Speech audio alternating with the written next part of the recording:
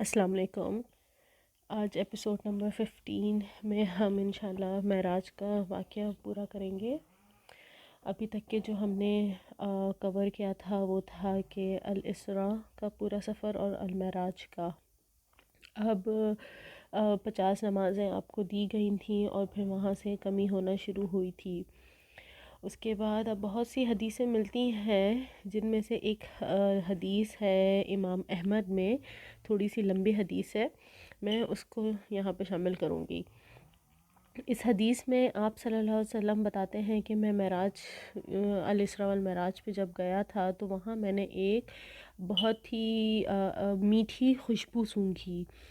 تو آپ نے جبریل علیہ السلام سے پوچھا کہ یہ کس چیز کی خوشبو ہے اور کیا ہے اس کا معاملہ نا؟ تو جبریل علیہ السلام نے بتایا کہ یہ خوشبو اس کی ہے جو فرعون کی بیٹی کے بال برایا کرتی تھی،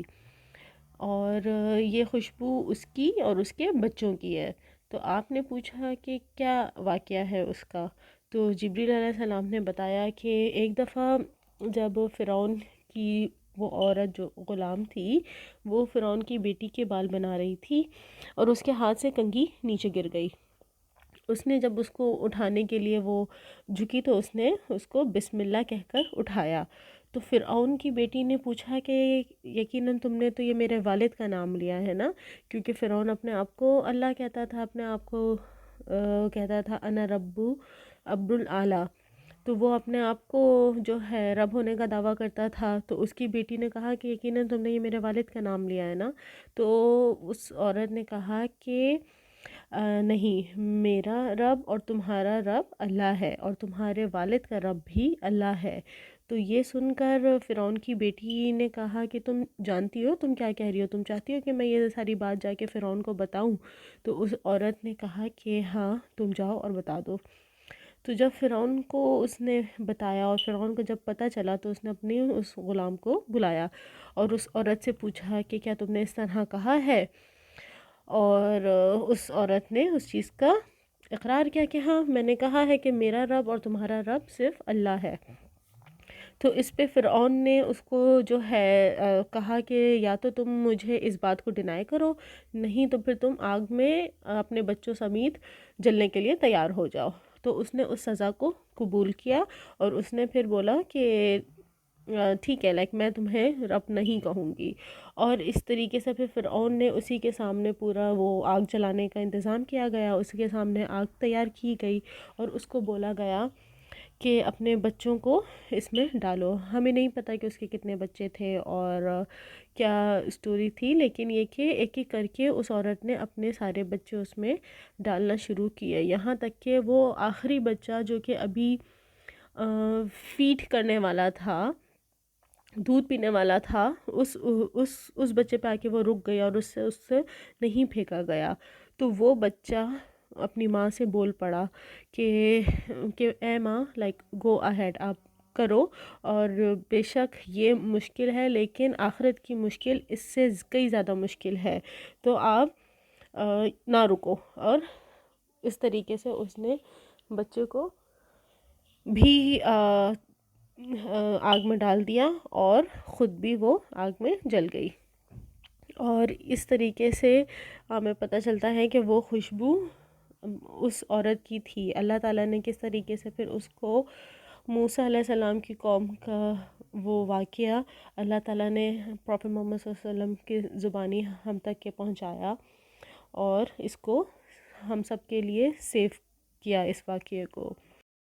ابن عباس کہتے ہیں کہ ان کے نزدیک انہوں نے 4 بچے ایسے بتائے ہیں جو کہ بولنے کی عمر کو نہیں پہنچے تھے اور انہوں نے بولا۔ تو ان کے حساب سے 4 ایسے بچے ہیں جو کہ بچپن میں بولے۔ تو ان میں سے ایک تو یہ بچہ جس نے اپنی ماں کو بولا، اور اس کے علاوہ ہمیں پتہ ہے کہ عیسیٰ علیہ السلام بھی اپنے بچپن میں بولے تھے جب حضرت مریم ان کو لے کر آئی تھیں واپس، اور وہ انہوں نے خود پھر ساری بات کری تھی۔ اس کے علاوہ تیسرا نام انہوں نے دیا ہے جریج کا۔ ایم شور کہ آپ لوگوں نے یہ واقعہ سنا ہوگا کہ ایک شخص تھا، یہ ہمیں حدیث ملتی ہے ابو ہریرہ سے، کہ اور یہ صحیح حدیث ہے کہ جریج ایک شخص تھا جو کہ دنیا سے الگ تھلگ رہتا تھا اور بہت زیادہ اللہ کی عبادت کیا کرتا تھا. اور ایک دفعہ اس کی والدہ اسے ملنے آئی کہ اس نے ان کو پکارا کہ جریج میں آئی ہوں، مجھ سے بات کرو. اور وہ نفل نماز پڑھ رہا تھا، یعنی کہ سنت یا نفل اس طرح کی کوئی نماز پڑھ رہا تھا، فرض نہیں پڑھ رہا تھا. اور اس نے اپنے دل میں سوچا کہ میں اپنی ماں کو رسپانس کروں یا پھر عبادت میں ہی کنٹینیو کروں. تو اس نے عبادت ہی کنٹینیو کری اور اس نے اپنی ماں کو جواب نہیں دیا. اور اس طرح کر کے ماں پکار پکار کے چلی گئی کہ میں تم سے بات کرنا چاہتی ہوں اور یہ اور وہ، اور اس طرح کر کے وہ چلی گئی. اور پھر یہ سلسلہ 3 دفعہ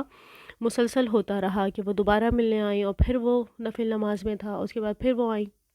اور پھر وہ نفل نماز میں تھا. تو تھوڑا سا اپسیٹ ہو کے ان کی والدہ نے اس کے حق میں ایک بد دعا کری کہ یا اللہ تعالیٰ تو اس کو پروسٹیٹیوٹس کے چکر میں کوئی ایسی سزا دے کہ اس نے میری بات نہیں سنی ہے، تو اس کو جو ہے بالکل ہی لائک ان کے اوپوزٹ کریکٹر کے اوپوزٹ، کیونکہ وہ انتہائی عبادت کرنے والے شخص تھا. تو اللہ تعالیٰ نے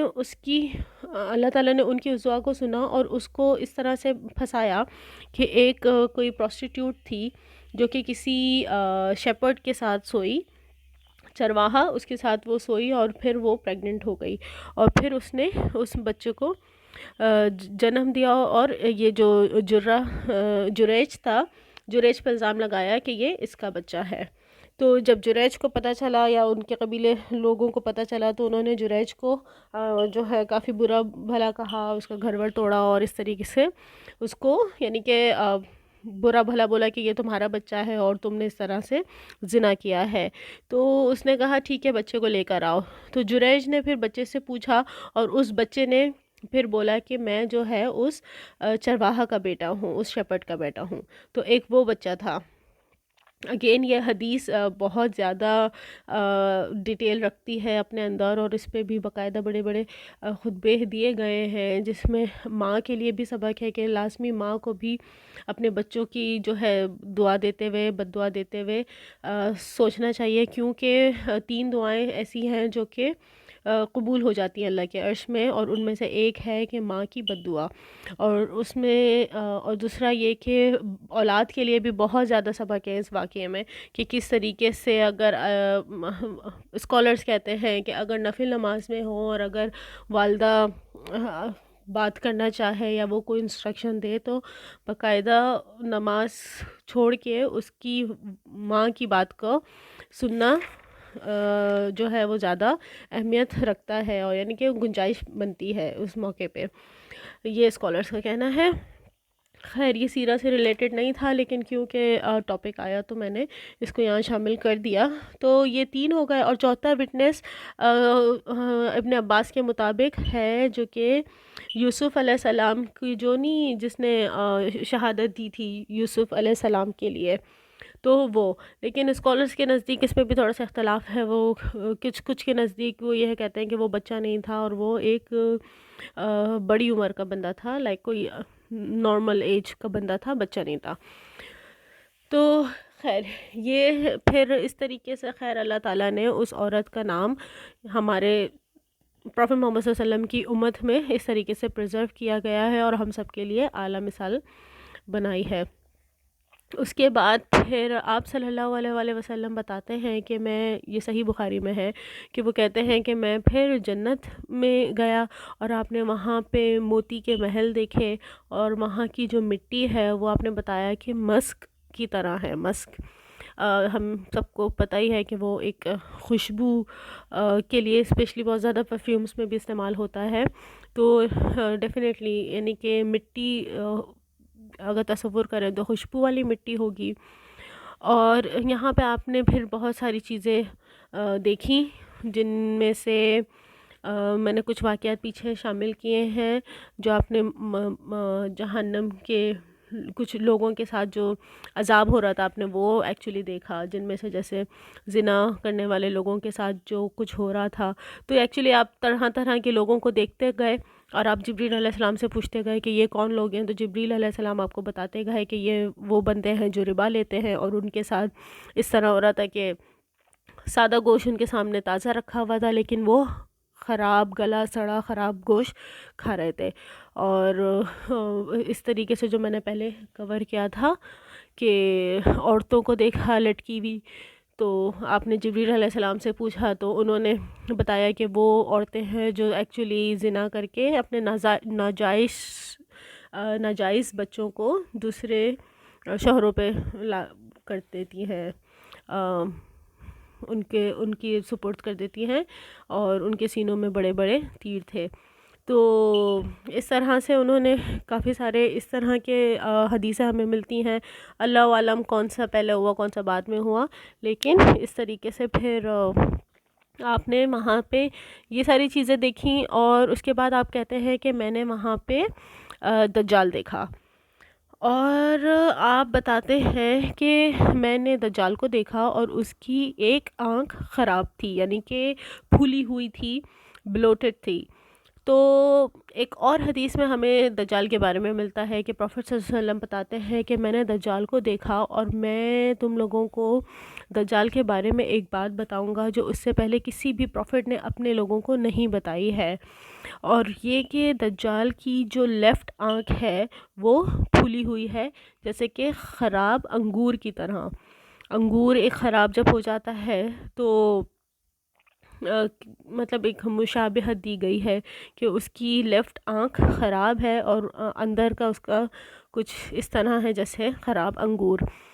اور ایک اور حدیث میں بھی اسی بات کی طرف اشارہ ملتا ہے کہ دجال جو ہوگا وہ ایک آنکھ والا ہوگا، یعنی کہ اس کی دوسری آنکھ خراب ہوگی۔ ایک آنکھ والا ہوگا کا مطلب یہ نہیں کہ اس کے ماتھے پہ ایک آنکھ ہوگی، جو یوزولی بچپن میں ہم سب کے دماغ میں آتا تھا کہ دجال اور کچھ کارٹونز اور کچھ اس طرح سے بھی چیزیں بنائی گئی ہیں نا، جن میں ایک ہوتا ہے کہ ماتھے پہ ایک آنکھ ہوتی ہے، تو ایکچولی ایسا نہیں ہے کہ اس کی ایک آنکھ ہوگی اور وہ ماتھے پر ہوگی، اور اس کی دو آنکھ نہیں ہوں گی، اور وہ انسان کی طرح نہیں لکھے گا فیس اس کا، اوبویسلی وہ انسانی ہوگا، لیکن اس کی جو ڈسکرپشن دی گئی ہے وہ یہی ہے کہ اس کی لیفٹ آنکھ خراب ہوگی، اور اس کے ماتھے پہ کافر لکھا ہوگا جو اونلی مومن پڑھ سکے گا۔ مومن کو اس کے ماتھے پہ کافر لکھا ہوا نظر آئے گا، یہ بھی ایک حدیث سے پتہ چلتا ہے۔ تو پھر یہ آپ نے ساری چیزیں وہاں دیکھی۔ اس کے بعد اب واپسی کے سلسلے میں پھر آپ بتاتے ہیں کہ پھر آپ جروسلم واپس آئے، اور وہاں پر آپ نے دوبارہ سے براق کی سواری کری، یعنی کہ ابھی براق وہیں پہ ہی تھا، آپ وہاں اوپر کا پورا سفر کر کے واپس اب جب آئے ہیں تو آپ دوبارہ سے براق پر سوار ہوئے ہیں، اور براق نے آپ کو واپس پھر مکہ میں چھوڑا ہے۔ اس دوران 3 چیزیں آپ نے اور دیکھیں، جو کہ واپسی میں آپ نے 3 چیزیں اور دیکھیں۔ اس کی روایت کچھ کمزور ہے، لیکن کتاب میں ہے تو ہم اس کو شامل کریں گے کہ وہاں پہ آپ نے 3 قافلے دیکھے، قریش کے قافلے، یعنی کہ 3 کیراوانز آپ نے دیکھیں جو کہ واپس مکہ کی طرف واپس آ رہی تھیں۔ آپ نے جیسے پہلے ایک قافلہ دیکھا تو اس کے لوگوں کو آپ پہچان گئے، کیونکہ کہ اوبویسلی اتنا چھوٹا سا مکہ شہر ہے کہ آپ نے ریکگنائز کر لیا کہ یہ قریش کے لوگ ہیں۔ ایک اور قافلے کے دیکھا آپ نے، اور ان قافلے میں کوئی ایک برتن میں بہت سارا پانی تھا، تو آپ نے اس میں سے باقاعدہ پانی پیا، اور آپ نے گلاس کو واپس ڈھک کے رکھ دیا، اس کیراوان میں سے پانی بھی آپ نے پیا۔ اور ایک اور آپ نے تیسرا قافلہ دیکھا، تو اس میں آپ نے دیکھا کہ ایک بندہ جو ہے وہ دوڑ رہا ہے، اپنے اونٹ کو ڈھونڈ رہا ہے، تو اس قافلے کا ایک اونٹ آگے نکل گیا ہے اور وہ لاسٹ ہو چکا ہے، اور ایک بندہ اس کو ڈھونڈ رہا ہے۔ تو آپ نے یہ بھی منظر دیکھا کہ اونٹ راستہ بھٹک چکا ہے اور لوگ اس کو ڈھونڈ رہے ہیں۔ آگے آپ بتاتے ہیں کہ اب آپ واپس آئے ہیں اور آپ واپس آ کے سو گئے ہیں، اور اب آپ جب اٹھے ہیں تو آپ مکہ میں ہیں، یعنی کہ الاسراء کا سفر آپ نے کیا مکہ سے مسجد اقصی تک، یعنی کہ جو حدیثوں میں تھوڑا سا اختلاف آتا ہے کہ آپ نے گھر سے اٹھے اور وہ گئے، تو قرآن میں بھی جو ہمیں چیز ملتی ہے وہ یہ کہ مکہ سے آپ کا سفر آغاز ہوا اور اینڈ بھی مکہ میں ہی ہوا، حرم میں۔ تو اس کا مطلب کہ یہ پورا آپ جو ہے واپس آ کے مکہ میں سو گئے. اب اگلے دن جب آپ اٹھے ہیں تو آپ بتاتے ہیں، اور یہ حدیث آپ سے ڈائریکٹلی روایت ہے، کہ پروفٹ محمد صلی اللہ علیہ وآلہ وسلم کہتے ہیں کہ جب میں اگلے دن اٹھا تو مجھ کو انزائٹی ہو رہی تھی، اور میں یعنی کہ تھوڑا پریشان حال میں اٹھا، کیونکہ یہ تھوڑا سا گھبراہٹ تھی کہ اب میں یہ سب لوگوں کو کیسے بتاؤں گا. یعنی کہ آپ صلی اللہ علیہ وآلہ وسلم کی حدیث سے یہ اندازہ ہوتا ہے کہ آپ کو اللہ تعالیٰ کی طرف سے یہ آرڈر مل گیا تھا کہ اب آپ نے یہ میسج لوگوں کو بھی پہنچانا ہے. یعنی کہ جو کچھ آپ نے جو مسجد اقصیٰ کا سفر کیا ہے اور معراج کا، وہ آپ نے اب لوگوں کو بھی بتانا ہے، جس کی وجہ سے پروفٹ محمد صلی اللہ علیہ وسلم کہتے ہیں کہ جب میں صبح اٹھا ہوں تو مجھے انزائٹی ہو رہی تھی، میں پریشان حال میں تھا، اور پریشان، اداس، اور اس طرح کی کیفیت ورڈز آتے ہیں حدیث میں، کہ میں وہاں پہ تھوڑا سا انزائٹی میں بیٹھا ہوا تھا کہ اللہ تعالیٰ کا دشمن ابو جہل گزرا، اور اس نے مجھ کو اس حال میں دیکھا، اس پریشانی میں مجھ کو دیکھا، اور اس نے پھر آپ سے پوچھا کہ کیا معاملہ ہے، کیا کچھ ہوا ہے. تو آپ صلی اللہ علیہ وسلم اگین جھوٹ تو نہیں بول سکتے تھے، تو انہوں نے جواب دیا کہ ہاں کچھ ہوا ہے. تو ابو جہل نے پوچھا کہ کیا معاملہ ہے، کیا ہوا ہے. تو آپ نے بتایا کہ کل رات میں یہاں سے یعنی کہ حرم سے بیت المقدس لے جایا گیا تھا، یعنی کہ مجھے وہاں پہ لے کے جایا گیا تھا جروسلم، مکہ سے لے کے جروسلم. تو یہ سن کر ابو جہل کہتا ہے کہ اور یعنی کہ تم وہاں ہو کر آئے اور اب تم ہمارے درمیان موجود ہو، کل رات میں تم وہاں ہو کر آئے ہو اور اب تم ہمارے درمیان موجود ہو، ہمارے درمیان سو کے اٹھ رہے ہو. تو آپ صلی اللہ علیہ وسلم کہتے ہیں کہ اس ٹائم اس کو، ابو جہل کو سمجھ نہیں آ رہا تھا کہ وہ میرا مذاق اس وقت اڑائے یا پھر وہ انتظار کرے اور سب کو بلائے اور سب کے سامنے میرے اس بات کو ریجیکٹ کرے اور میرا مذاق اڑائے. پھر ابو جہل کہتا ہے کہ میں اگر قریش کو بلاؤں تو کیا تم ان لوگوں کو یہ سب بات بتاؤ گے جو تم نے مجھے ابھی بتائی ہے؟ تو پروفٹ محمد صلی اللہ علیہ وسلم نے کہا کہ ہاں میں انہیں بتاؤں گا. تو ابو جہل نے ساروں کو بلانا شروع کیا اور پھر سلولی قریش کے سارے لوگ جمع ہونے لگ گئے. اوبیسلی دو بڑی فگر پروفٹ محمد صلی اللہ علیہ وسلم اور ابو جہل دونوں مکہ میں کھڑے ہیں اور ایک کوئی بڑی اناؤنسمنٹ ہونے والی ہے، ابو جہل بلا رہا ہے جو کہ لیڈر ہے، تو لوگوں نے آنا ہی تھا. اور اس طریقے سے جب سب لوگ جمع ہو گئے تو ابو جہل کہتا ہے کہ اب تم ان کو وہ بات بتاؤ جو تم نے مجھے بتائی ہے اور جس کا تم نے وعدہ کیا ہے کہ تم سب کو بتاؤ گے، لائک کہ کہیں مکر نہ جانا اب تم انہیں بتاؤ. تو آپ صلی اللہ علیہ وآلہ وسلم جو ہے ان کو بتاتے ہیں کہ کل رات میں بیت المقدس گیا تھا، مجھے وہاں لے کے گئے تھے، مجھے لے جایا گیا تھا ایکچولی، اور وہاں میں نے نماز پڑھی. اور آپ صلی اللہ علیہ وآلہ وسلم بتاتے ہیں کہ یہ سن کر لوگوں کا ریاکشن الگ الگ طرح کا تھا. کچھ نے ہاتھ مارا، یعنی کہ تعجب یا ایک دم سے سننے کے بعد کہ مطلب یہ کیا بول رہا ہے، تو ایک دم سے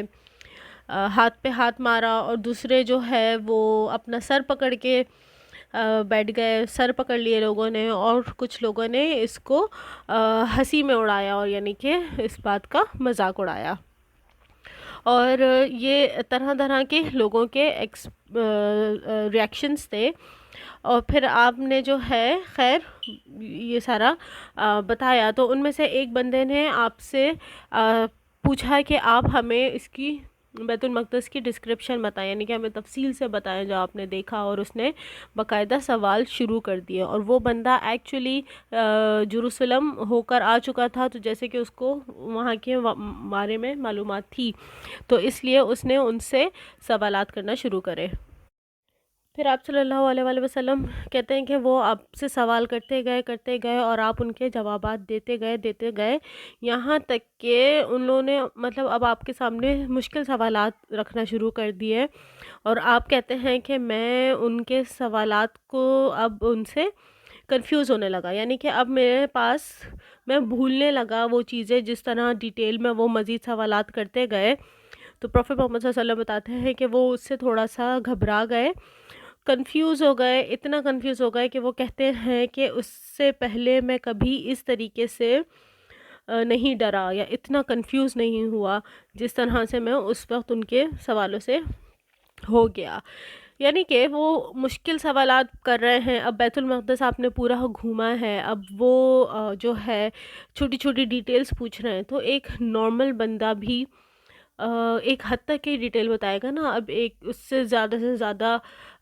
باریکیوں والے سوالات کیے جائیں گے تو وہ دوسرا نارمل بندہ بھی جو ہے کنفیوز ہوگا. اور یہاں پہ بھی ہمیں وہی دکھتا ہے پروفیٹ محمد صلی اللہ علیہ وسلم کی طرف سے کہ وہ ایک نارمل انسان کی طریقے سے ان کے اوپر بھی کیفیت طاری ہوئی کہ وہ کنفیوز ہو گئے. اور پھر وہ کہتے ہیں کہ میں اتنا کنفیوز ہوا کہ میں جیسے ان کو جواب دینے کے لیے تھوڑا سا پریشان ہونے لگا کہ میں سامنے دیکھتا ہوں کہ میرے سامنے بیت المقدس کو اوپر کیا جا رہا ہے. وہ ایک گھر کی طرف اشارہ دیتے ہیں، کوئی عقیل کے گھر، جو ان کا گھر تھا پرانا، ان کا کزن عقیل، تو اس کا کہتے ہیں کہ اس کے گھر کی طرف سے میں دیکھتا ہوں کہ میرے سامنے بیت المقدس اوپر کیا جا رہا ہے. یعنی کہ ان کو پورا کا پورا بیت المقدس ان کے سامنے دکھایا جاتا ہے. اگین یہ ایک اور میریکل پروفیٹ محمد صلی اللہ علیہ وآلہ وسلم کا کہ آپ دوبارہ سے وہ چیزیں اپنے سامنے دیکھ رہے ہیں. اور پھر اس کے بعد ان سے جو سوال کیے گئے آپ نے ان کو سارے سوالوں کے جواب دیے. اور اس کے بعد پھر وہ بندے نے اس بات کی تصدیق کری کہ ہاں، جہاں تک کہ بات رہی بیت المقدس کی اور میرے سوالات کی، اس بندے نے جو بھی بولا ہے وہ سچ بولا ہے صلی اللہ علیہ وآلہ وسلم. پھر آپ نے ان لوگوں کو 3 نشانیاں بھی بتائیں، ان 3 قافلوں کا ذکر کیا جو آپ نے وہاں سے واپسی میں دیکھے تھے کہ ایک قبیلہ ایک کیراوان ایسا آ رہا ہے جس میں فلاں فلاں بنتے ہیں، اور جو بھی ان کی ڈسکرپشن تھی وہ آپ نے ان کو بتائی کہ بھئی وہ سب سے قریب ہیں اور وہ حرم میں یعنی کہ اب مکہ میں پہنچنے والے ہوں گے. پوری اس کی ڈسکرپشن بتائی. دوسرے قافلے کا بھی آپ نے بتایا کہ ان کے پاس اس طرح کا واٹر کنستر ہے جس میں سے میں نے پانی پیا تھا. اور تیسرا وہ جن کا اونٹ کھو گیا ہے اور وہ اس کو ڈھونڈ رہے ہیں اور وہ لاسٹ ہو چکا ہے. تو انہوں نے وہ تینوں ڈسکرپشن بتائیں. اور پھر اس پہ جو ہے ابو جہل، ایک کتاب میں آتا ہے کہ ابو جہل نے اندازہ لگایا، اس نے کہا کیا کرے اس طرح کی بات ہے تو پھر اب تک کہ تو وہ پہنچنے والے ہوں گے. کل رات آپ نے دیکھا ہے تو اب اگلے دن صبح میں تو اب وہ پہنچنے والے ہوں گے. اور کہا جاتا ہے کہ جب یہ ساری بات چلی رہی تھی کہ خبر پہنچی کہ وہ قافلہ مکہ میں انٹر ہو چکا ہے. تو یہ بھی ایک ان نشانیوں میں سے ایک نشانی تھی. لیکن ان ساری چیزوں کے باوجود قریش نے پروفیٹ محمد صلی اللہ علیہ وآلہ وسلم پر یقین نہیں لے کر آئے وہ، اور انہوں نے پھر سے ان کی باتوں کو ریجیکٹ کیا اور یہ بولا کہ یہ سب تو صرف اور صرف جادو ہے، سحر ہے. اور اسی وقت پھر یہ واقعہ ہوا، مشہور واقعہ ابو بکر صدیق کا، جب ان کو الصدیق کا لقب ملا. وہ یہ کہ اب جب یہاں پہ سارا واقعہ پتہ چلا، پروفیٹ محمد صلی اللہ علیہ وسلم سے سنا گیا، کیونکہ ابھی آپ سو کے اٹھے ہیں اور آپ حرم میں ہی ہیں، آپ کی ابو بکر سے ملاقات نہیں ہوئی ہے. ابو بکر کے پاس ایک بندہ بھاگتا ہوا پہنچتا ہے، کہتا ہے کہ تم نے سنا تمہارا دوست کیا کہہ رہا ہے، تمہارا صاحب کیا کہہ رہا ہے؟ تو وہ کہتے ہیں کیا کہہ رہا ہے؟ تو وہ بتاتے ہیں کہ وہ یہ بتا رہا ہے کہ وہ کل رات کو کیا نام ہے اس کا، بیت المقدس ہو کر آئے ہیں. اچھا، ایک بات اور یہ کہ پروفیٹ محمد صلی اللہ علیہ وآلہ وسلم نے قریش کو صرف الاسراء کا واقعہ بتایا.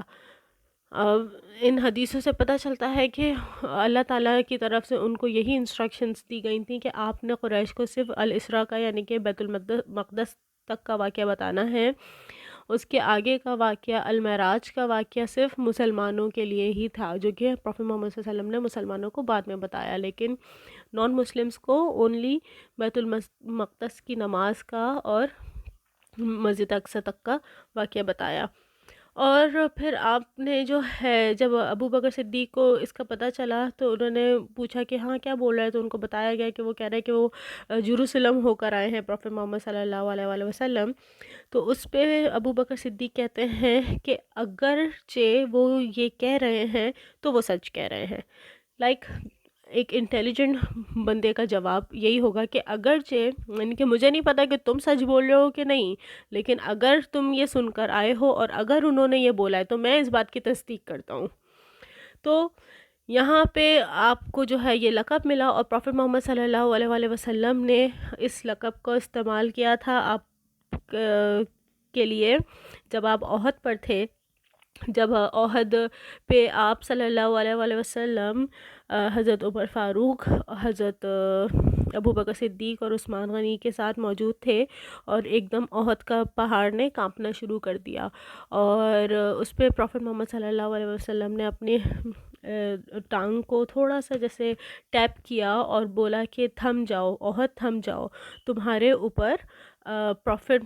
محمد صلی اللہ علیہ وسلم یعنی کہ نبی ہے، الصدیق ہے، اور 2 شہید ہے۔ اور الصدیق سے مراد یہاں پہ آپ نے آپ کا لقب ڈائریکٹلی یوز کیا تھا۔ تو یہاں پہ پھر اس طریقے سے ابو بکر صدیق کو لقب ملا۔ اس کے بعد یہاں سے ہمیں پتہ چلتا ہے کہ یہ سارے واقعات ہوئے، اللہ تعالیٰ نے آپ کو بڑی بڑی نشانیاں دکھائیں، قرآن میں ان کا ذکر آتا ہے، اللہ تعالیٰ نے فرشتے دکھائے اور بہت سی ایسی مخلوقیں دکھائیں جو کہ ہمیں نہیں پتہ، اور آپ کے ذریعے ہی ہمیں پتہ چلتا ہے۔ آپ نے نار دیکھی، آپ نے جنتیں دیکھیں، اور آپ کو یہ سب اس پورے مقصد، اس پورے واقعے کے پیچھے بہت سے ریزنز نکلتے ہیں، ان کی بلیسنگز نکلتی ہیں، جن میں سب سے پہلی چیز تو یہی ہمیں سمجھ آتی ہے کہ اللہ تعالیٰ نے آپ کو دل کا سکون دیا، یعنی کہ ایک بالکل ایک سرپرائز تھا، ایک شدید غم کا وقت چل رہا تھا جب آپ نے ریسنٹلی 2 اپنے قریبی لوگوں کو کھویا تھا، آپ کے پاس اس وقت کچھ بھی آپ کے ہاتھوں میں نہیں آ رہا تھا، سب کچھ دیکھا جائے تو نقصان کی ہی طور پہ جا رہا تھا، ایز سچ اچیومنٹس کچھ نہیں ہو رہی تھیں، اور صرف مشکلات ہی ہو رہی تھیں۔ تب اللہ تعالیٰ نے آپ کو ایک سرپرائز جو ہے ایک تحفہ دیا، کیونکہ اس واقعے کو علماء کہتے ہیں کہ یہ جو معراج کا واقعہ تھا اٹ سیلف، یہ پروفٹ محمد صلی اللہ علیہ وسلم کے لیے ایک ڈائریکٹ گفٹ تھا، ان کے لیے ڈائریکٹ بلیسنگ تھی، نہ کہ یہ ان کی پوری امت کے لیے یہ دیا گیا، کیونکہ ہم نے تو صرف سنا ہی ہے نا، لیکن پروفٹ محمد صلی اللہ علیہ وسلم کے لیے ڈائریکٹلی ایک یہ بہت بڑا تحفہ تھا، جو کہ آپ کو بالکل بغیر کسی بھی پیش گوئی کے اچانک سے سرپرائز دیا گیا تھا۔ ہم خود سوچیں کہ ایک انسان ایک ڈپریس ہو اور اس کے فرینڈز اس کو ایک سرپرائز دیں، ہم سب نے کہیں نہ کہیں کچھ سرپرائزز ہمیں ملے ہیں، جب سرپرائز ملتا ہے تو کس طرح سے ایک دم سے کیفیت بدل جاتی ہے، تو وہی ہم تصور بھی یہاں کر سکتے ہیں۔ ایک اور انڈیکیشن یہ بھی سمجھ آتی ہے کہ جب بھی انسان کی زندگی میں ایک بڑی مشکل آتی ہے تو اس کا پھر رزلٹ بھی اتنا ہی بڑا ہوتا ہے، جتنی بڑی تکلیف ہوگی اس کا انعام اتنا ہی بڑا ہوگا، جتنی بڑی پریشانی ہوگی اللہ تعالیٰ اس کے بعد اتنی ہی آسانی کرے گا، جیسے کہ اللہ نے وعدہ کیا ہے۔ اور پھر پروفٹ محمد صلی اللہ علیہ وسلم نے جیسے جیسے یہ ساری چیزیں دیکھیں تو پروفٹ محمد صلی اللہ علیہ وسلم کا دل اور مضبوط ہوا، اور ایسا کہ پہلے بھی پروفٹس کے ساتھ ہوا ہے کہ انہوں نے اللہ تعالیٰ سے نشانیاں مانگی ہیں، جیسے کہ حضرت موسیٰ علیہ السلام نے بھی اللہ تعالیٰ سے بولا کہ آپ مجھے اپنی نشانیاں دکھائیں، کیوں؟ تاکہ وہ ان کے دل کو مزید مضبوط کر سکیں، کیونکہ اللہ تعالیٰ نے جو ان سے کام لینے ہیں اس کے لیے بھی ان کو بھی ایک اس طرح کی چیزیں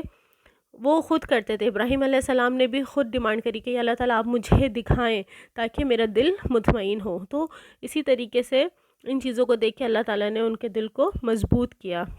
پروفٹ محمد صلی اللہ علیہ وسلم کا، کیونکہ ابھی ان کے آگے ایک لمبا سفر ابھی باقی ہے۔ اور پھر ابن کثیر کے مطابق جیسے کہ پہلے بھی ذکر کیا کہ وہ کہتے ہیں کہ اگر انسان کوئی نارمل انسان یہ سب جو پروفٹ محمد صلی اللہ علیہ وسلم نے دیکھا اس کی ایک جھلک بھی دیکھ لے تو وہ پاگل ہو جائے گا۔ تو اسی حوالے سے ہمیں کچھ حدیثیں بھی ملتی ہیں کہ پروفٹ محمد صلی اللہ علیہ وسلم کہتے ہیں، جو کہ بخاری میں ہے، کہ اگر تم کو پتہ چل جائے جو کہ مجھ کو پتہ ہے تو تم اس طریقے سے ہنسنا چھوڑ دو گے اور تم ہنسنا بھول جاؤ گے، یعنی کہ جو کچھ انہوں نے دیکھا ہے ہمیں نہیں پتہ انہوں نے کیا دیکھا ہے، لیکن وہ یہ کہتے ہیں کہ تم نے اگر تمہیں اس کا وہ سب پتہ چل جائے تو لائک تم اس دنیا سے تمہارا دل ہٹ جائے گا. اور اسی طرح کی حدیثیں اور بھی 2-3 ملتی ہیں جس میں وہ کہتے ہیں کہ تم اپنے بیوی کو چھوڑ کے بستروں میں چھوڑ کے چلے جاؤ گے، یعنی کہ تم دنیا سے بیزار ہو جاؤ گے اور پاگل ہو جاؤ گے، اور سب چھوڑ چھاڑ کے یعنی کہ صرف اللہ کی طرف ہی رجوع کرو گے، یا پھر یہ کہ مطلب کچھ باتیں ایسی ہیں جو کہ تمہیں نہیں پتہ جو مجھے پتہ ہے، اور اس کے بعد پتہ چلنے کے بعد کیفیت بدل سی جائے گی. اور پھر اس میں ایک اور پورے واقعے میں ایک اور چیز یہ بھی ہمیں سیکھنے کو ملتی ہے، جیسے کہ براق کا واقعہ ہے کہ آپ صلی اللہ علیہ وسلم نے براق کو اس کی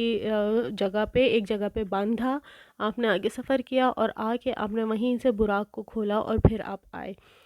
یعنی کہ انسان نے اپنی ایفرٹ پوری کرنی ہے. اللہ تعالیٰ نے کچھ بھی انسان کو مفت میں بغیر محنت کے نہیں دے دینا، اور اس کی مثال ہمیں ہر قدم پہ پروفٹ محمد صلی اللہ علیہ وسلم کی زندگی میں بھی ملتی ہے، اور بھی بہت سے واقعات میں ہمیں ملتی ہے کہ اللہ تعالیٰ نے ہر کسی کو مقرر چیزیں کری ہوئی ہیں، وہ اس کو ملنی ہے، لیکن اس کے لیے انسان کو محنت کرنی ہے. اور اسی طریقے سے حضرت مریم کو جب اللہ تعالیٰ نے ان کو بولا کہ اللہ تعالیٰ آپ شہر چھوڑ کے چلی جائیں، اور اللہ تعالیٰ ان کو اللہ تعالیٰ وعدہ کیا کہ وہ ان کو رزق دے گا، تو ان کو آرڈر کیا گیا کہ آپ درخت کو ہلائیں، اپنا ایفرٹ ڈالیں، پھر آپ کے لیے اوپر سے جو ہے وہ پھل گریں گے. بیٹھے بیٹھے آپ کو بھی کچھ نہیں ملے گا. اور پروفٹس محمد صلی اللہ علیہ وسلم یا پروفٹس کے لیے ویسے بھی زیادہ مشکلات ہوتی ہیں، ان لوگوں کو اور بہت سی پریشانیاں اور چیلنجز کا سامنا کرنا پڑتا ہے جو شاید نارمل انسان نہیں سمجھ سکتا. تو لیکن خیر اس پورے واقعے میں جگہ جگہ یہ بھی ہمیں سمجھ آتا ہے کہ ہر جگہ پہ اللہ تعالیٰ نے پروفٹ صلی اللہ علیہ وسلم کو سب کچھ دیا، لیکن ان کو اس کی ایفرٹ خود کرنی تھی. اور ایک اور چیز جو کہ مسجد اقصیٰ اور حرم کا جو کنیکشن اس پورے واقعے میں سمجھ آتا ہے کہ کہاں سے ابراہیم علیہ السلام کی ہی نسل سے دونوں کے درمیان جو لنک بنتا ہے بیت المقدس اور حرم. اور اس وقت پھر جس طریقے سے کعبہ بھی قبلہ نہیں تھا، ابھی آپ کا قبلہ اول بھی بیت المقدس ہی تھا، تو ایک طرح سے یہ بھی ایک نشاندہی تھی اس پوائنٹ پہ کہ قبلہ تبدیل ہونے والا ہے، کیونکہ اس کے بعد پروفٹ محمد صلی اللہ علیہ وسلم کو انتظار تھا، اور انشاءاللہ سال کے اندر اندر وہ چیز آ جائے گی. ہم کور کریں گے کہ اب جب آپ کی ہجرت ہو جائے گی تو پھر کس طریقے سے قبلہ کی تبدیلی کا جو ہے وہ آئے گا. اور پھر وہاں پہ جو آپ نے دیکھا، یعنی کہ اسی کنیکشن کے حوالے سے ہی بات کر رہی ہوں کہ بیت المقدس، مسجد اقصیٰ اور اس کے درمیان جو کنیکشن ہے کہ دونوں کا مقصد سیم ہی تھا. دونوں اس میں جتنے بھی پیغمبر آئے ان کے جو میسج تھا وہ سیم میسج تھا. اور یہ جو مقدس زمین ہے اس کی امپورٹنس کہ اس سے پہلے بھی یہ زمین بہت مقدس تھی، آپ صلی اللہ علیہ وسلم کی زندگی میں بھی یہ بہت مقدس رہی. جب عمر فاروق نے اس کو فتح کیا جروسلم کو، تو آپ نے یہ سب کنسٹرکٹ کرایا کیونکہ سب کچھ بہت برے حالات میں تھا. وہ کیوں؟ اسی لیے کیونکہ مسلمانوں کے نزدیک اس کی اہمیت بہت زیادہ ہے اس جگہ کی، اس لیے نہیں کہ وہ یہودیوں اور ان کا کنیکشن تھا. اور پھر سیم چیز کے آگے آئے گی کہ جو دجال کا جو خاتمہ ہوگا اور دجال کا جو سارا ہمیں چیزیں ملتی ہیں وہ سب انہی علاقوں میں ہوگی. تو یہ زمین، یہ ایریاز شروع سے لے کے آخر تک کے ہماری دین میں ایک امپورٹنس رکھتے ہیں. اور اس طریقے سے کافی ساری جو ہے ہمیں پوائنٹس ملتے ہیں. آپ لوگوں نے اس واقعے سے کیا سیکھا اور ان سارے واقعات میں کیا لرننگ ہوئی، اس پہ آپ لوگ بھی پلیز اپنا جو ہے فیڈ بیک دیں کہ اوور آل پورا معراج کے سفر میں اتنے سبق ہیں کہ ہم یہاں پہ بھی شامل نہیں کر سکتے وقت کی کمی کی وجہ سے. لیکن آپ لوگ کے دماغ میں کوئی پوائنٹ ہو تو پلیز ضرور شامل کریں.